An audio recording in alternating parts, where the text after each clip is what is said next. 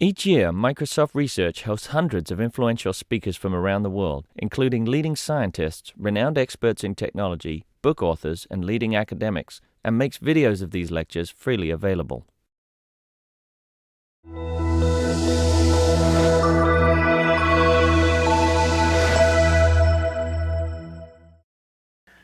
Okay, thanks for coming, everybody. It's an honor today to be hosting Jerry Kaplan. Jerry received his PhD in computer science at University of Pennsylvania. He did his doctoral work at the intersection of natural language processing and database access. He's currently a fellow at the Center for Legal Informatics at Stanford University and a visiting lecturer at the campus there in the CS department. He has very interesting history.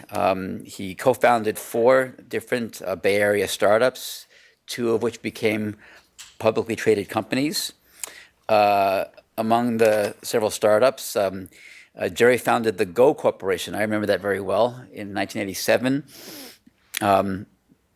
He was a visionary back then. He thought about this new kind of touch-sensitive tablet that might replace notes, handwriting on paper someday. A few years later, he worked with AT&T on EO, which I also remember from back in those days, EO, on a project that would integrate Go's tablet designs with AT&T's growing cell phone business, creating an early notion of what came to be known as the smartphone. So it was an interesting, prescient idea. So we tend to listen to Jerry's ideas about the future as they seem to be on point just a few years in advance of when things go big. In the late 1980s, Jerry developed the first personal information manager called Lotus Agenda, working with Mitch Kapoor and Ed Belove at Lotus, where Jerry was a principal technologist. Speaking of Lotus, I had a chance to, just a side note, from Boston yesterday morning. I rode back by coincidence with Ray Ozzie, of all people, and we had a great time talking on that flight. Sure. Side comment. In 1994, Jerry co-founded an online auction company, On Sale, that ran the world's first online auction in 1995 and went public in 1997. That was before even eBay came into the fore. And so beyond his entrepreneurial work, Jerry's been an author. In 1994, he wrote a best-selling nonfiction novel called Startup, A Silicon Valley Adventure, starring Jerry Kaplan. I'm just teasing about that part, but he could have probably, given all his experiences there. Today, Jerry will be speaking about some ideas based on his latest book, Humans Need Not Apply, A Guide to Wealth and Work in the Age of Artificial Intelligence. But he's going to spring off those ideas to talk about AI. Think again. Jerry Kaplan. Okay. Thank you, Eric.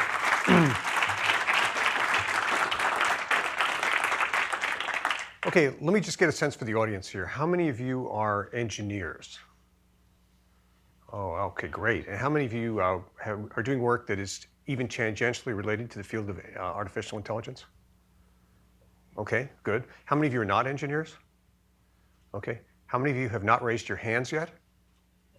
Anybody? Okay, that's called closure. It's a computer science concept. All right, so this is great. I can talk to the engineers in the audience a bit. Okay, let me start with an observation. The common wisdom about artificial intelligence is that we're building increasingly intelligent machines that are ultimately may surpass human capabilities. They may steal our jobs. Possibly they might even escape human control and take over the world. Well, I'm going to present the case today that that narrative is both misguided and counterproductive. A more appropriate framing, in my view, it's really better supported by all the historical and current events, is that artificial intelligence is really just a natural extension of a long-standing efforts to automate tasks. And this dates back at least to the start of the Industrial Revolution. And I want to talk about the consequences of viewing the field in that way and rethinking what the field is about. So let me start with a history lesson. Here is a news flash. Science doesn't proceed scientifically. It's like the making of legislation or software. I'm sorry, that was a legislation or sausage, I meant to say. Never make yourself laugh in the middle of your own presentation. That was funny, though. Progress. So much for my talk. Progress in science and technology is really messy, and perhaps it's best done out of public view. But more than we might want to believe, progress is often due to the clash of ideas and egos in different institutions, and AI was no exception. So let me start at the beginning. Dartmouth College, 1956. In the summer of 1956, a group of scientists got together to have an extended working session, they called it, at Dartmouth. Now, John McCarthy, how many people know who John McCarthy is? Okay, interesting. He was a mathematician. At that time, he was employed at Dartmouth. And he hosted the meeting along with Marvin Minsky. Marvin Minsky? A few more hands. Claude Shannon. Good.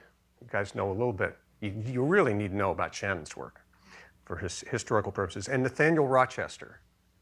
He's a little more obscure. He headed AI at IBM.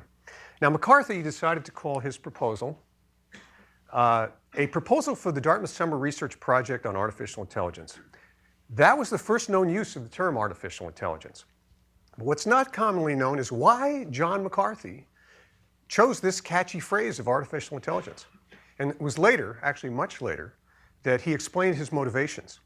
He said, as for myself, one of the reasons for inventing the term artificial intelligence was to escape the association with cybernetics. Its concentration on analog feedback seemed misguided, and I wished to avoid having either to accept Norbert Wiener as a guru, he was the guy who invented cybernetics, or having to argue with him. So Norbert Wiener, as you may know, was a highly respected senior mathematician and philosopher at MIT at the time, and McCarthy was a relatively junior professor, assistant professor or something at Dartmouth. So to understand the original intention of the founding fathers of AI, it's worth reading a little bit of the actual text of his conference proposal. He said, the study is to proceed on the basis of the conjecture that every aspect of learning or any other feature of intelligence can in principle be so precisely described that a machine can be made to simulate it. An attempt will be made to find out how to make machines use language, form abstractions and concepts, solve kinds of problems now reserved for humans, and improve themselves.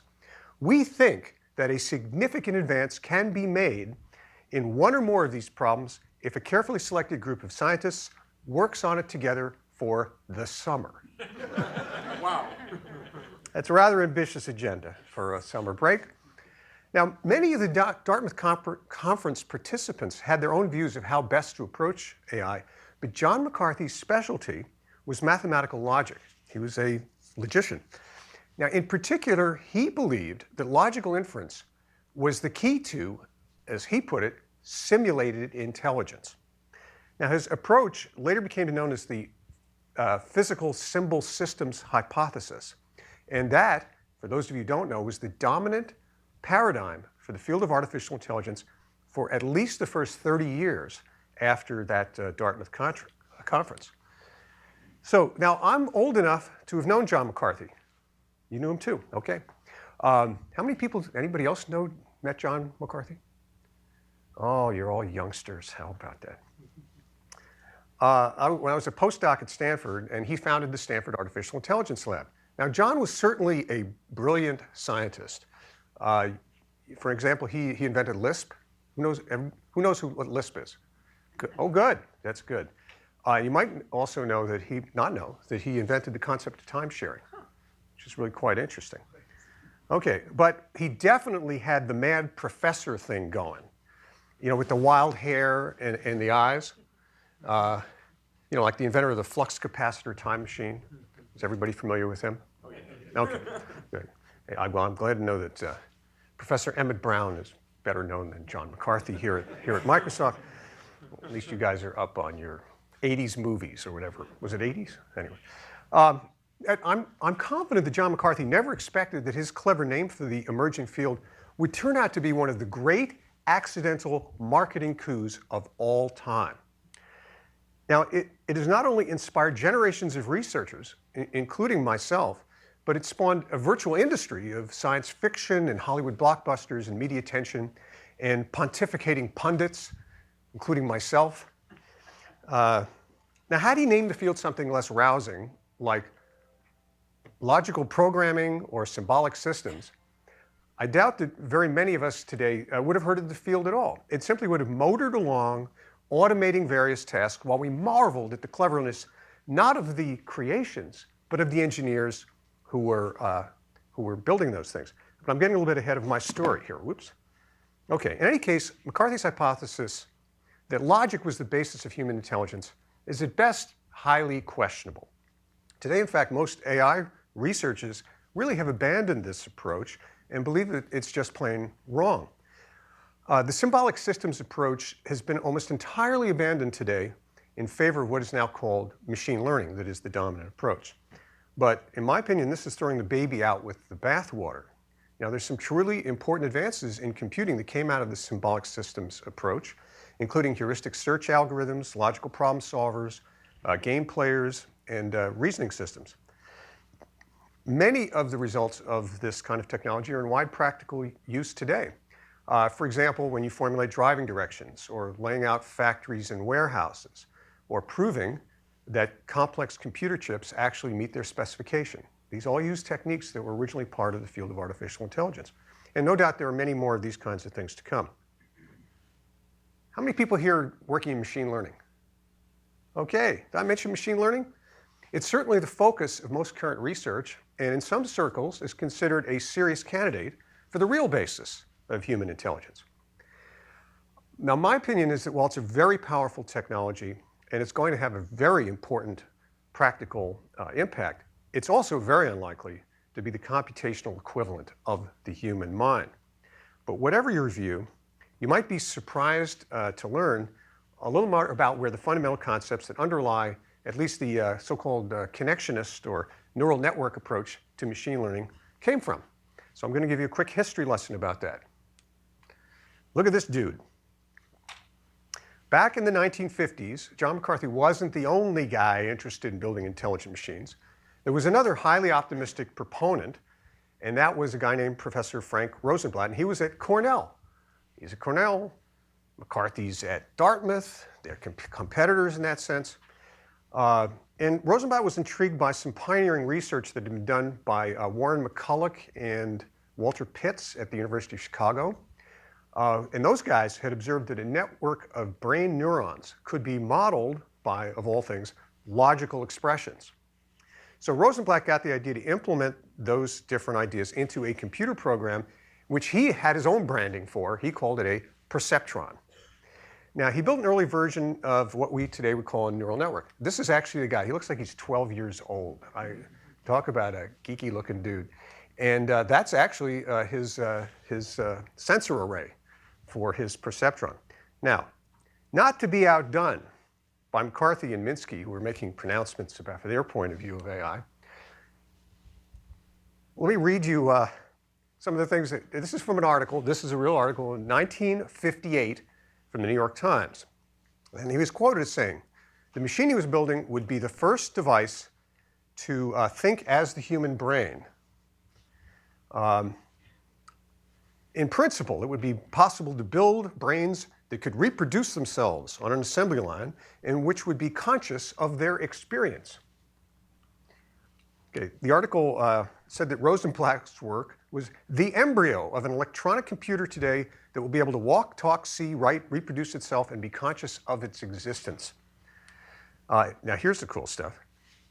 Let me move on. It is expected to be finished in about a year at a cost of $100,000. Now, so much for the journalistic accuracy of the New York Times. I usually wind up debating a friend of mine, John Markoff, who writes for the Times, and I love bringing this kind of stuff up.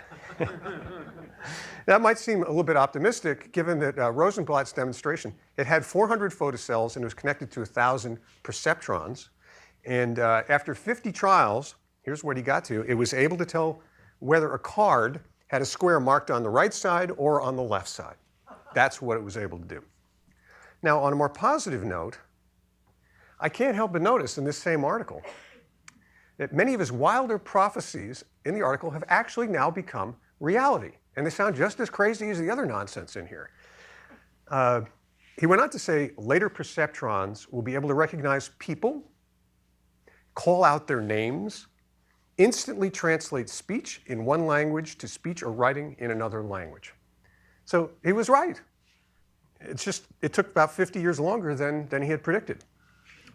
Okay, so now Rosenblatt's work was well known to at least some of the participants at that Dartmouth conference. In particular, he attended the Bronx High School of Science. Anybody know from New York? Okay. Anybody here from the Bronx? Okay. And that's with Marvin Minsky was there at the same time. They were actually a year apart. And they later started to debate in many different forums these different approaches to AI.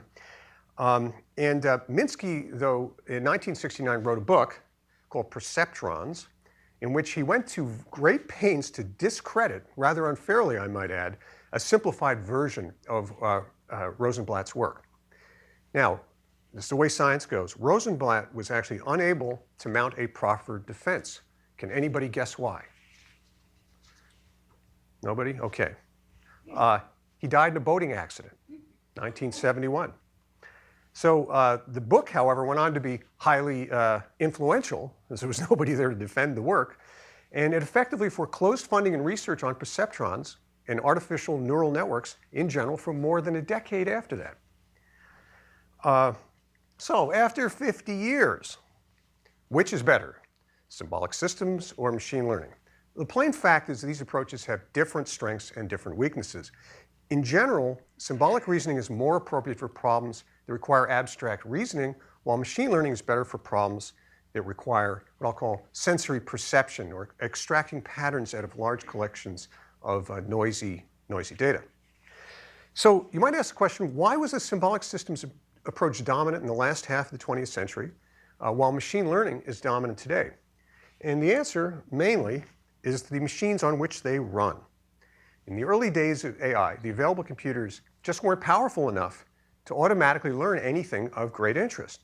They had only a tiny, minuscule fraction of the processing speed of today's computers, and only a vanishingly small amount of memory compared to what we're used to today. It's literally a factor of 1,000,000 in these things. But more importantly for machine learning, there weren't sources of machine-readable data. I think I have a, oh yeah, it's on the slide, to learn from. Most communication was on paper. You didn't have corpuses of electronic information. So for real-time learning also, the data from the sensors was also very primitive at that time, or it was only available in analog form, which was very difficult to process digitally. So you had 4 trends: computing speed, memory, the transition to physically electronically stored data, and from physically to electronically stored data, and low-cost, high-resolution digital sensors. These were the prime drivers in the refocusing of the field from symbolic reasoning to machine learning. Okay, now let me move on to some possibly controversial points. Can machines think? So what is artificial intelligence really? Can machines really think? Now, I will tell you that after a lifetime of work in the field and a great deal of reflection on this question, my reluctant and disappointing answer is simple: no. Or at least they can't think, or they don't think in the way that people think. So far, at least, there's no obvious roadmap from here to there, from what we're doing in the labs to this concept of human-like thinking. Machines are not people, and there's just no persuasive argument that they're on the path to becoming generally intelligent, sentient beings, despite what you guys see in the movies. Now you might say, wait a minute, can't they solve all sorts of complex reasoning and perception problems? Here's my answer to that. Sure they can. They can perform tasks that humans solve using intelligence. But that doesn't mean the machines are intelligent. It merely means that there are many tasks that we thought required general intelligence that are in fact subject to solution by other, more mechanical means. Now, there's an old joke in AI that once a problem in AI is solved, It's no longer AI. Anybody heard that? Okay, I got a couple of nods on that one. Now, personally, I don't think that's a joke anymore. I'm going to go through a number of the signature accomplishments of artificial intelligence and look at them from this different perspective. Let me start with computer chess, 1997. Now, maybe you guys weren't around in the field back then, but for decades, the archetypal test of whether AI could ever come of age is whether a machine could beat the world's chess champion. Now, the reason is for a very long time, chess was considered the quintessential demonstration of human intelligence. So surely when a computer was the world chess champion, AI would have arrived. The smart machines are here. Oh my God, what are we going to do? Well, it happened in 97. As you probably know, IBM's Deep Blue beat then world champion Garry Kasparov. And lots of ink was spilled in the media lamenting the arrival of super intelligent machines, and there was a lot of hand-wringing over what this meant about the future of mankind. But the truth is, it meant nothing, other than you could do a lot of clever programming and use the increased speed of computers to play chess. The techniques that they used have application to a lot of similar problems, similar classes of problems, but they were harbingers of the robot apocalypse. That just didn't happen. Okay, so what did people then say? They said, well, sure, computers can play chess, but they would never be able to drive a car. That requires a broad understanding of the real world and the ability to make split-second judgments in all kinds of chaotic circumstances and a lot of common sense. Well, as you know, this bulwark of human supremacy was breached in 2004, notably with the DARPA Grand Challenge for Autonomous Vehicles, which is soon coming to a parking lot near you. And yet, our self-driving cars, they do just that. They drive the cars. They don't build houses, they don't cook meals, they don't make beds. That's not what they do. Okay, so computers can play chess, and now they can drive cars. The next thing people said is, well, but they could never play Jeopardy. That requires too much world knowledge and understanding metaphors and all kinds of clever wordplay. Well, thanks again to the ingenious people at IBM, that hurdle was also cleared. As you guys probably know, the IBM's Watson beat Ken Jennings, the reigning Jeopardy champion, in 2011. Now, what is Watson? The reality is it's a collection of facts and figures encoded into a cleverly organized set of modules that can quickly and accurately answer various types of common Jeopardy questions. Watson's main advantage over the human contestants was that it could ring in before they could when they thought it had a high probability answer that was correct. My God, the machine was faster than the people at pressing a button. Duh. Okay. Now, I don't want to dump on Watson. It's a remarkable and very sophisticated knowledge-based retrieval and inference system. And it was honed at that time to a very particular problem set. It's a very powerful and valuable technology. But here's the problem that I see. In my opinion, IBM didn't do the fields any favors by wrapping Watson into a theatrical suite of anthropomorphic features. There was really no technical reason to have the system say its responses in a calm, didactic tone of voice. You know, okay, Alex, you know, my answer is Nebraska. And also, they didn't have to put up a headlight graphic of swirling lights suggesting that the machine had a mind and was thinking about the problem. They didn't need to do that. Those were incidental adornments to what really was a tremendous technical achievement. Now, here's the problem. Without a deep understanding of how these systems work, and with humans as the only available avatars or exemplars with which to interpret the results, the temptation to view this as human-like is irresistible. But it isn't. So what about machine learning systems? Let me bring this home to some of you guys in the room. Aren't they more like human intelligence? The answer, unfortunately, is not really. In reality, the use of the term neural networks is little more than an analogy, in the same sense that airplane design was inspired by birds. You know, consider how machines and people learn. You can teach a computer to recognize cats by showing it 1 million images. Or you can simply point out to a 3-year-old and get the same job done. That's a cat. Ooh. And now they know. It's miraculous.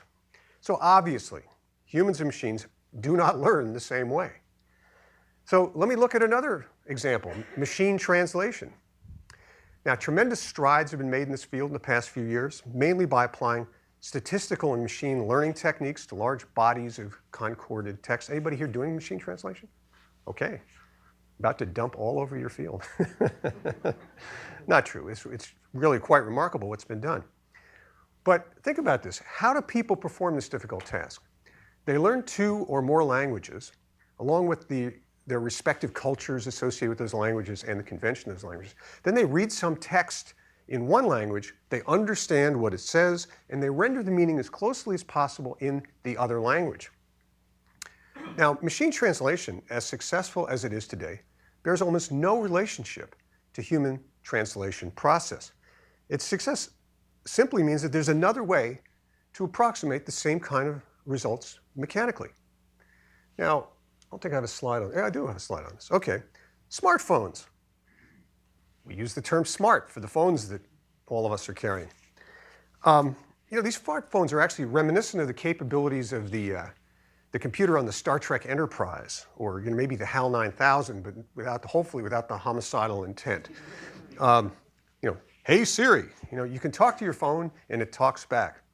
And it becomes more capable every day as you download new apps and you upgrade the operating system on these phones. But do you really think of your phone as getting smarter in the human sense when you download an app or you enable the voice recognition? Certainly not in the same sense that you get smarter when you learn calculus or when you learn philosophy. My view is the modern smartphone is the electronic equivalent of a Swiss Army knife. It's a bunch of different information processing tools that are bound together into a single unit, and they take advantage of certain commonalities like access to detailed maps or access to the internet or things like that.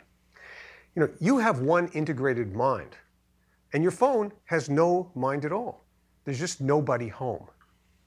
So, machines perform an increasingly diverse array of tasks that people perform by applying their native intelligence. Does that mean the machines are smart?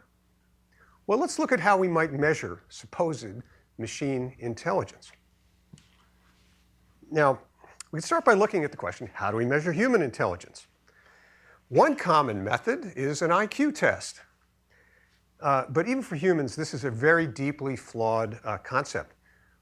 We love to measure and rank things with numbers, but let's face it, reducing human intelligence to a flat linear scale is really highly questionable. Little Sally did 2 more arithmetic problems than Johnny did in the time that was allotted. So her IQ is 7 points higher than his. Bull. It's nonsense. Now, this is not to say that some people aren't smarter than others. That's certainly true. It only says that simple numerical measures provide an inappropriate patina of objectivity and precision. As psychologists are frequently fond of pointing out, there are many different kinds of intelligence: social, emotional, analytic, athletic, musical. What does it mean? I got this off the internet. I did not make this picture. What does it mean to say that Mozart and Einstein have the same IQ? Is that a meaningful statement? Now, suppose we give the same intelligence test to a machine. Wow, it took only 1 millisecond to accurately complete the same sums that took Sally and Johnny an hour. The machine must be super smart. It also may outperform humans on memory tests and logical reasoning tests and God knows what else. Maybe it can also shoot straighter, and it can read faster, and it can outrun the fastest human. Oh my God, the robots can outperform us. What are we going to do?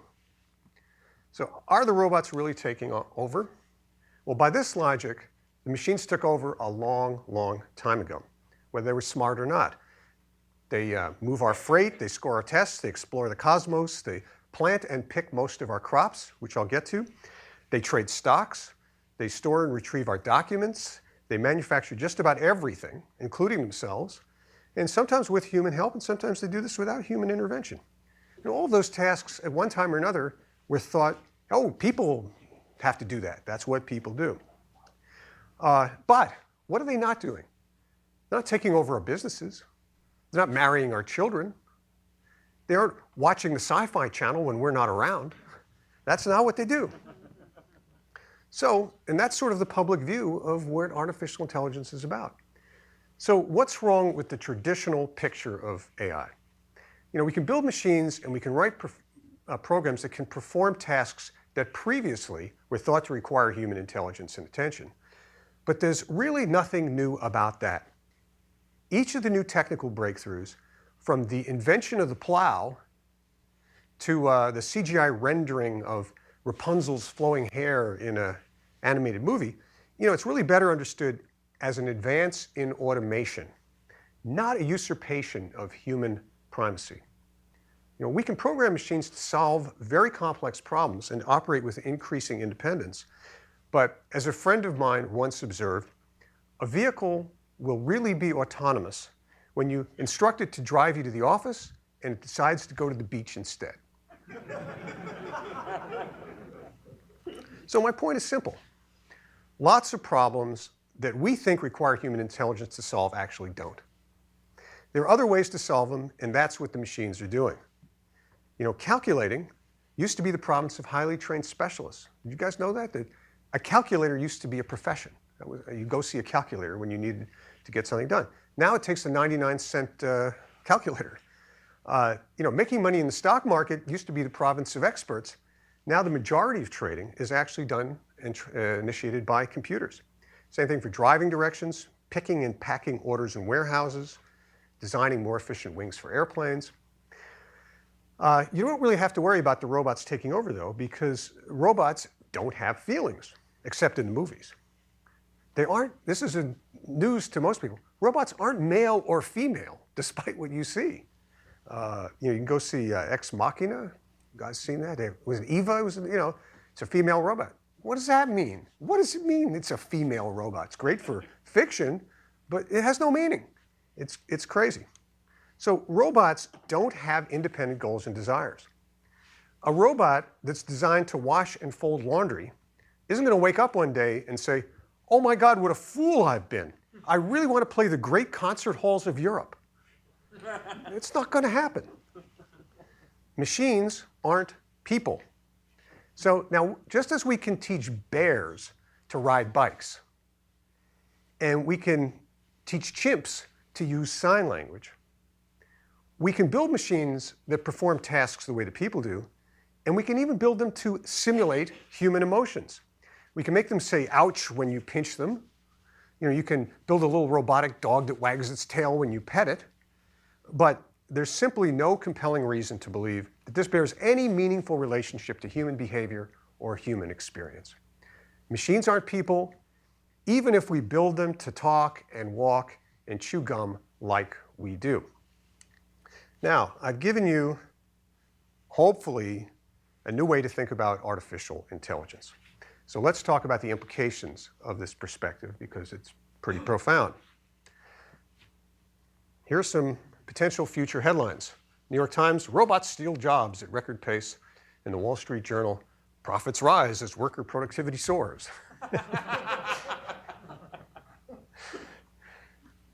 Now, it's certainly true that artificial intelligence is going to have a serious impact on labor markets and employment, but perhaps not in the way that most people expect. If you think of machines as becoming ever more intelligent and threatening our livelihoods, the obvious solution is to prevent them from getting smarter, and to lock our doors and to arm ourselves with tasers to get that robot before he takes my job. Well, the robots are coming, but they're not coming exactly for our jobs. Machines and computers don't perform jobs. What they do is they automate tasks. And except in extreme cases, you don't roll in a robot and show an employee to the door. Instead, the new technology hollows out the activities of the worker and changes the jobs that the people perform. Now, here's an interesting observation. Even experts spend most of their time doing mundane, repetitive tasks. They review lab test results, doctors, or they're drafting simple contracts if they're attorneys. They're writing straightforward press releases. They're filling out paperwork and forms. On the blue-collar side, you've got lots of workers who are doing things like, laying bricks, painting houses, mowing lawns, driving cars, loading trucks, packing boxes, taking blood samples, fighting fires, delivering mail, directing traffic. And many of these intellectual and physical tasks that I've just mentioned require straightforward logic or simple hand-eye coordination of some kind. And here's where the problem comes in. The new AI technologies are poised to automate an awful lot of those tasks. So if your job involves a narrow, well-defined set of duties, like the bricklayer over here, I got this off the internet. What do bricklayers do? They lay bricks according to the, I don't know what this was, Bureau of Labor Statistics or something. So if you have a narrow set of tasks that you perform, and many jobs do, then indeed your employment is at risk. If you have a broader set of responsibilities, or if your job requires a human touch, such as expressing sympathy or providing companionship, I don't think you really have much to worry about. And just look at these. Here's a licensed practical nurse duties. I got this list. I just want to point out some of these are really, I really wondered about this. Monitoring fluid and food intake and output. Output? Okay. Yeah, moving patients safely. Providing emotional support. Oh, I am so sorry. I hope you feel better soon. I mean, you can't have a robot take over that function. It just doesn't make any sense. So, most jobs involve a mix of general capabilities and specific skills. And as the machines can perform the more routine activities, the plain fact is that fewer people are needed to get these jobs done. So what does that mean? It means that one person's productivity-enhancing tool is another person's pink slip. Or, to put it a little more likely, it just means that there won't be as many job openings for people to perform those particular kinds of jobs. Now, this is what economists call structural unemployment. So automation, whether it's driven by artificial intelligence or not, also changes the skills that are necessary to perform the work.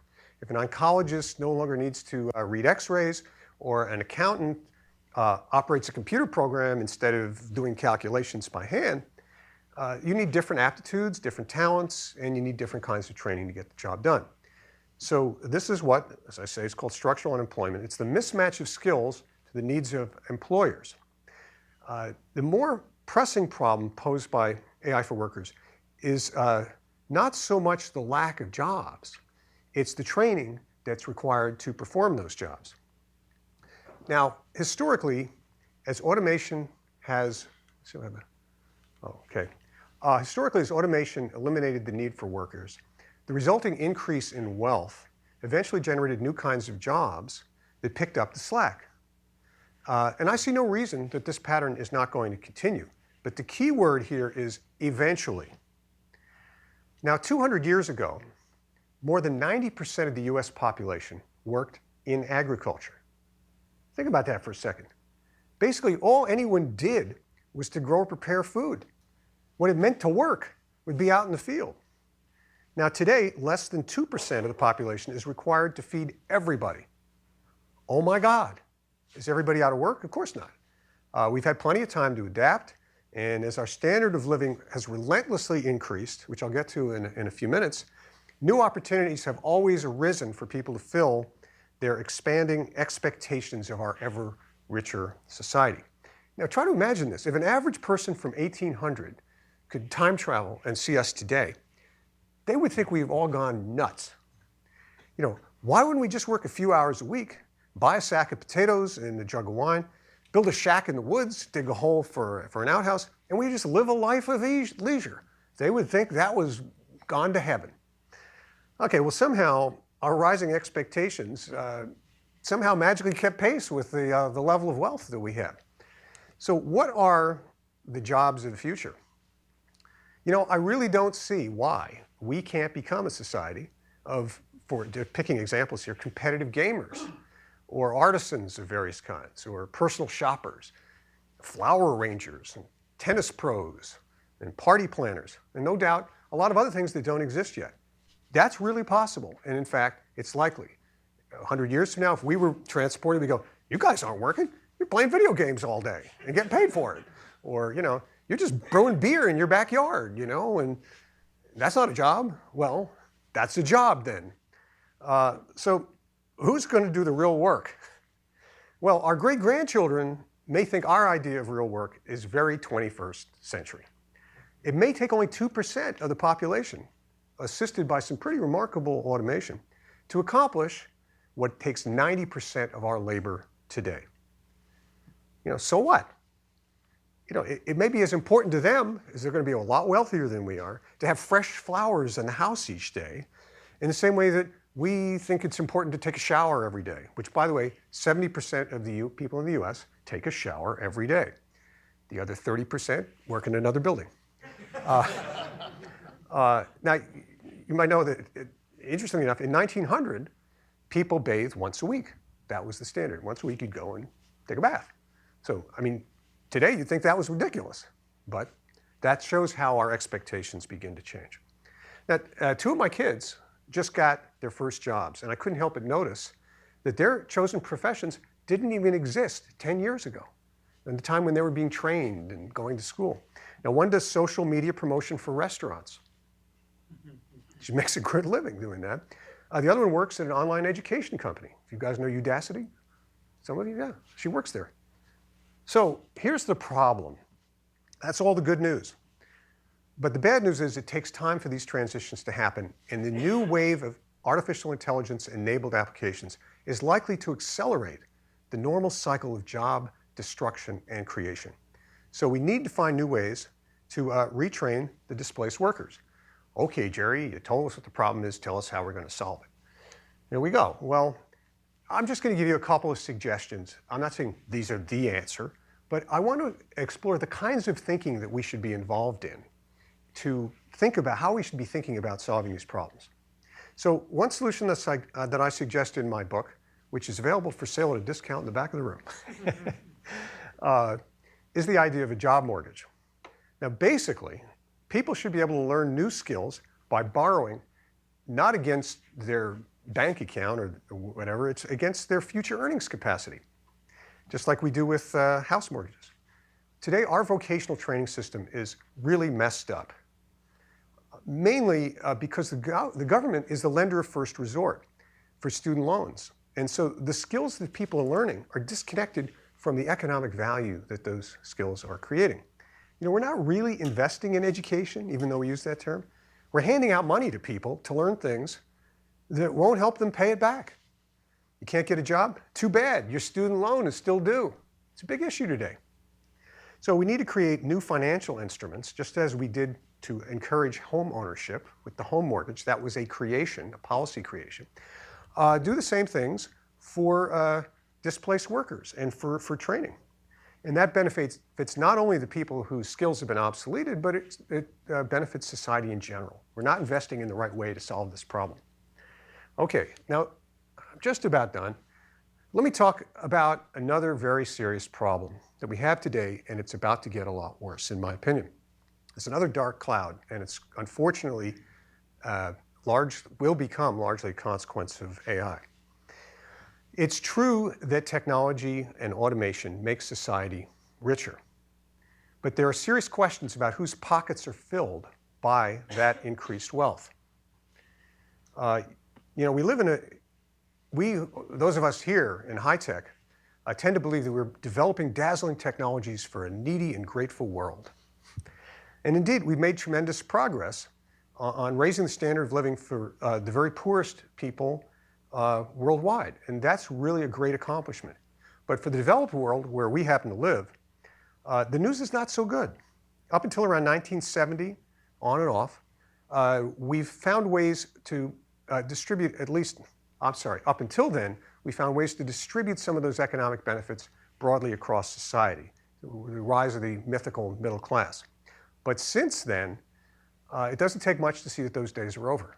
And all the evidence since 1970 is the vast majority of people are not participating in this increase. Now, as economists know, automation is the substitution of capital for labor. And I'm here to tell you today, Karl Marx was right. The struggle between capital and labor is a losing proposition for the workers. What that means is that the benefits of automation naturally accrue to those who can invest in the new technology and the new systems. So this is Karl Marx's Capitalist. Here's Jerry Kaplan's Capitalist. Anybody recognize these guys? Yeah. You know who that is? Nobody? Paul Allen. Okay, thought you might know. Yeah, he's good on guitar. I play piano. We've played together. Now, why shouldn't the technologists who invest in this stuff gain the benefits? People aren't really working any harder, and I'm sorry to say we really aren't sort of natively any smarter than we were a generation or two ago. You know, in fact, working hours have decreased slowly but consistently for the last 100 years. Most people don't realize that. The reason we now do more with less is that the business owners invest some of their capital into the process of process and productivity improvements, and they reap the rewards. That's what happens. So what has all this got to do with artificial intelligence? The technologies that are on the drawing boards right now, right here at Microsoft and other labs, are quickening the hearts of entrepreneurs and investors everywhere, as you're probably well aware. And they're the ones who really stand to benefit. And while they're able to export more and more of the risk to the rest of society, workers are less secure outside of some environments like this. Wages are stagnated, pension funds can go bust. We're really raising a generation of contractors for the gig economy whose variable working hours and health benefits are their own problem. The two kids that I mentioned earlier, one of them's a contractor. She thinks she works for the company, but you know, it's been, she says they may extend her contract for another year as a contractor, no benefits, et cetera. And she, of course, can have her hours cut back at any time.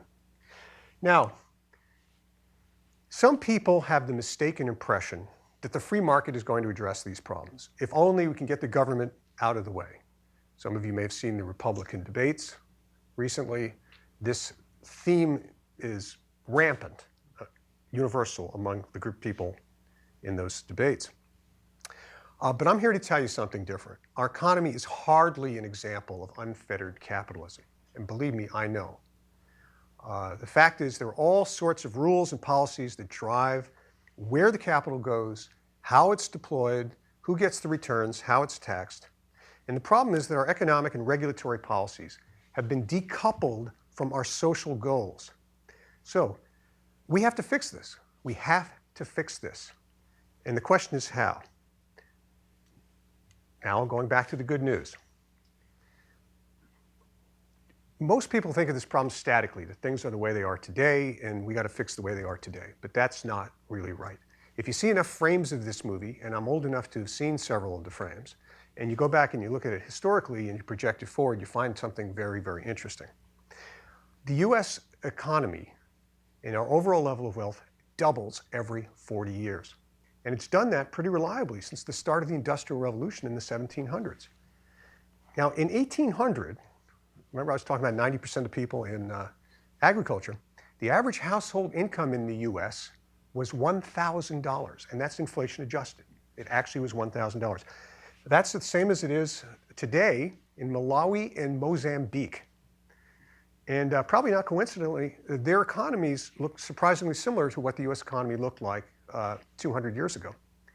But I doubt that people in Ben Franklin's time thought of themselves as dirt poor, barely scratching out an existence. So what this means is that 40 years from now, there will literally be twice as much wealth to go around. So the challenge for us is to implement policies that are going to encourage that wealth, the new wealth, to be more broadly distributed. We don't have to steal from the rich and give to the poor. We need to provide incentives for entrepreneurs and businesses to find ways to benefit an ever larger swath of society. That's what we need to do. So in my book, which is available for discount, I give one suggestion. I don't know if it's right or wrong. You can argue about it, but directionally, I think these are the kinds of things we should be thinking about. Why don't we make corporate taxes progressive? Progressive based on how broadly distributed a company's equity is. So the more stockholders a company has, and this is suitably defined, and this can be done, the lower their tax rate. Now, Microsoft, you might not realize is one of the most widely distributed, the equity of Microsoft is one of the most widely distributed companies in the world. Now let's compare that to Bechtel. Bechtel is owned by a family. You may not know it. It's a building and construction company, huge multi-billion-dollar company. They do huge projects all over the world. It's owned by a family. So they should pay a higher corporate tax rate, in my view, than Microsoft should. Excuse me. What that will mean is that when you pay a different tax rate, you have a competitive advantage in the marketplace. And believe me, the business owners will figure out a way to make sure that their equity and the benefits that their corporation is providing economically are widely distributed. Now, progressive policies like this can promote our social goals without stifling economic growth. We just need to get on with it and stop believing the myth that unfettered capitalism is the answer to the world's problems. So let me wrap things up, and we'll take a few questions. I don't want you to think I'm anti-AI. Nothing is further from the truth. I think its potential impact on the world is similar, and I'm not exaggerating about this, to the invention of the wheel. You know, we need to think of it not as some sort of magical discontinuity in the development of intelligent life on Earth, but as a powerful collection of automation tools with the potential to transform our livelihoods and to vastly increase our wealth.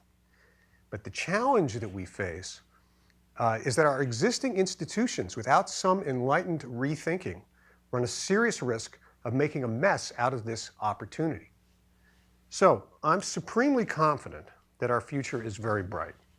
I think it's much more Star Trek than it is Terminator. But the transition to get there may be protracted and brutal unless we pay attention to these issues that I've raised today. We have to find new and better ways to ensure that our economy doesn't motor on, going faster and faster and faster, while throwing more and more people overboard.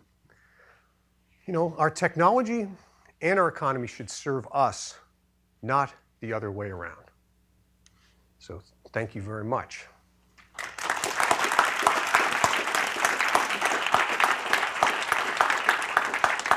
For my overseers in the back, can I take a few questions? Okay, if people need to leave, I won't be insulted.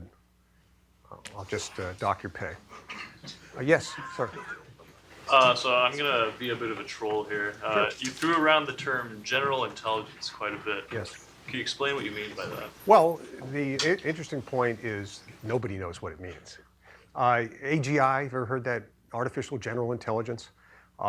This is people, let me not get too personal, naming names, but there are people who put out books about, several people put out books about the singularity and what are we going to do when these machines exceed human intelligence. I'm here to tell you this is complete nonsense. It's based on this mythology that we're building more and more intelligent machines, and someday they will be generally intelligent. When they're generally intelligent, man, we're in trouble. You know, they're going to eat up all the ice cream. That's not what's going to happen. So I have no idea what it means, and that's kind of the point. What does it mean to be generally intelligent? We have some sense that people, well, by definition, that's what it means, I guess.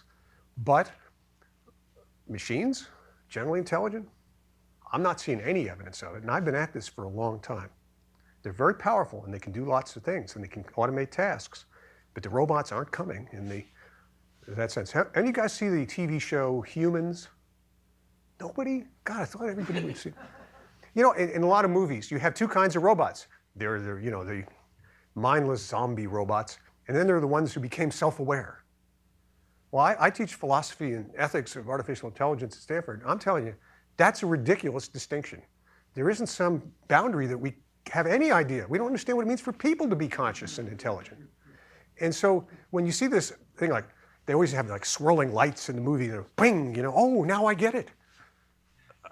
That's like, you know, talking about vampires and werewolves. You know, there's just nothing going on that I see as an engineer and entrepreneur that is anything makes that other than wild science fiction. Okay, yes, sir. I just sort of following on with this, you know, people like Stephen Hawking, they come out and say, oh my God, artificial intelligence is the end of humankind. What do you have to say about that? Well, I don't like to talk like this when I'm being recorded, but you know, I won't. He's an amazing man, obviously. I won't argue with him about radiation from black holes. Let him not argue with me about artificial intelligence. What does he know about this? He's a physicist. You know, we're all computer scientists. The fact that he said something doesn't make it true. In the same place where he went to school, I hope I get it was either Oxford or Cambridge. I think it's Oxford. 1897, hope I have my facts right, Lord Kelvin, who was a prominent guy, you can't argue with what he did. It was amazing what he did. His laws of thermodynamics. I mean, that is just off the charts. He said in 1897, heavier than air flight is impossible. And it was 8 years later, in 2005, when the Wright brothers flew a heavier than air aircraft. And people said the same thing. They were, well, my God, Lord Kelvin says you can't fly. You know, he's a physicist. He must know what he's talking about. Well, a couple of guys in a bicycle shop went ahead and did it. You know, they didn't hear about it. They didn't get the memo. So I'm sorry for Mr. Hawking, you know.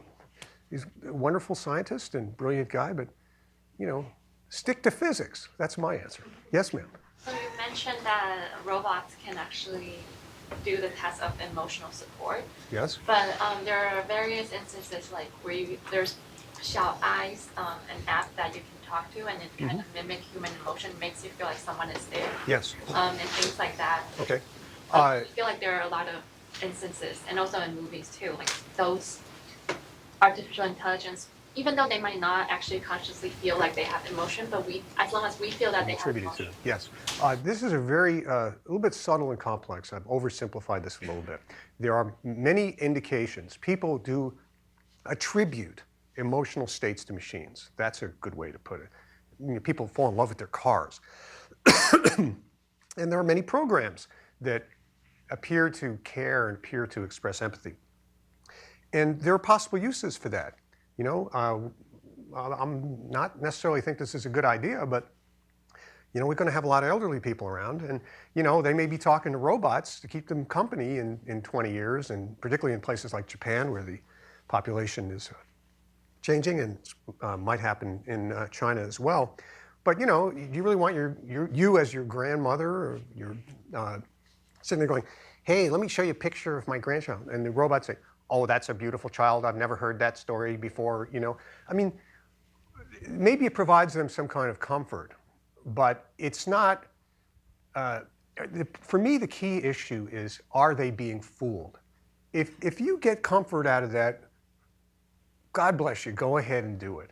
But if you're thinking that's because there's somebody home and there's somebody over there who cares about you, when it's a program written by this guy over here who does machine learning, you know, I'm against it. I think that the issue is full disclosure and the opportunity to fool people. Now, we're going to be facing a lot of these machines. You're going to be facing very attractive male and female machines that are saying, you know, I really wish you'd buy this new Tesla.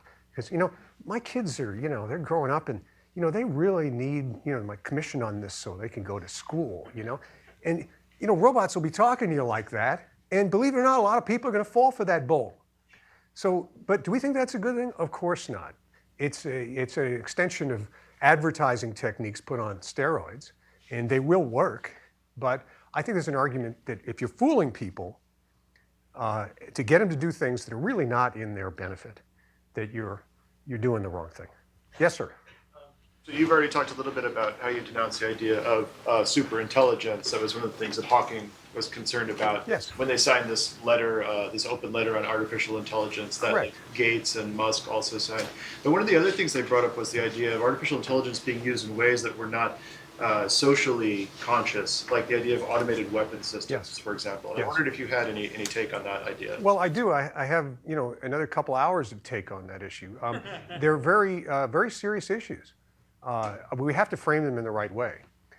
When our view is, you know, it's the robots are coming alive and they're coming to get us, and we better get our guns and shoot the robots, that's framing it the wrong way. The appropriate role of automation And the social control over its use, social constraints over its use is a very, very important topic. And we're going to have a lot of trouble with this, particularly with military applications, which raise very, very serious ethical and practical issues. That letter that you're referring to, there was an open letter. How many people here signed that letter? Nobody? They go around the country going, why, thousands of AI researchers have signed this letter. I can't find one at Microsoft. Yes. The director of MSR actually signed it too. Okay, well, I'm not saying they're wrong to sign it. The letter was kind of like, we don't want to do bad things, right? And anybody can do an internet petition, which is basically what it was. But the instincts behind that are good, and they're justified. But it's a way more complex subject as to whether our government should be involved and to what degree in developing these technologies, because they could fall into the wrong hands. They're subject to being hijacked. There's the possibility of fomenting a new kind of arms race. It's a very complex subject. On the other hand, we have a right to protect ourselves. And if we're not going to develop systems and we're going to leave it to some hostile party who's going to get ahead of us in that, that's a problem. So it's a very, very complex. And by the way, there's a lot of work going on this. Sub rosa, that people, not really aware of, and it's really good. A lot of very smart people. There's a meeting going on, I think, right now in Geneva. They get together regularly, philosophers and military people, and they have very serious conversations to see if they can figure out how to define some kind of limits on the humanitarian constraints on the use of not just AI, but new kinds of autonomous weapons. It's not so much about artificial intelligence. It's about the same technologies that allow us to make a self-driving car can be used to do some real serious damage in battlefields. And that's going to be a big issue. Yes, sir? Separate question. The first question is that in your earlier part of the talk, you seem to portray AI and machine learning to be separate things. One is symbolic, the other one is just whatever learning. Machine learning, yes. And that's so the question is that when you wrote this book, did you actually look into there have been quite a number of modern development in machine learning and AI. They try to unify these two. Well, there's been recent work, yeah, knowledge-based systems. Did you put them in your book? Not prominently. There certainly are people. I was kind of, when I wrote the book, by the way, it takes forever to get books published. So, I mean, I wrote this a couple of years back. No offense. I'm not trying to duck the question. I'm teaching at Stanford, and at Stanford, it's machine learning morning, noon, and night. And the people who were there, who were doing, they'd be left, died, or just what I was saying about the way science proceeds, who were doing the symbolic systems approach. There are now people, actually, interestingly enough, not in the AI lab, but in the database systems group and other places, that are trying to find ways to meld the benefits of these different technologies. And there's a lot of good work going on in that.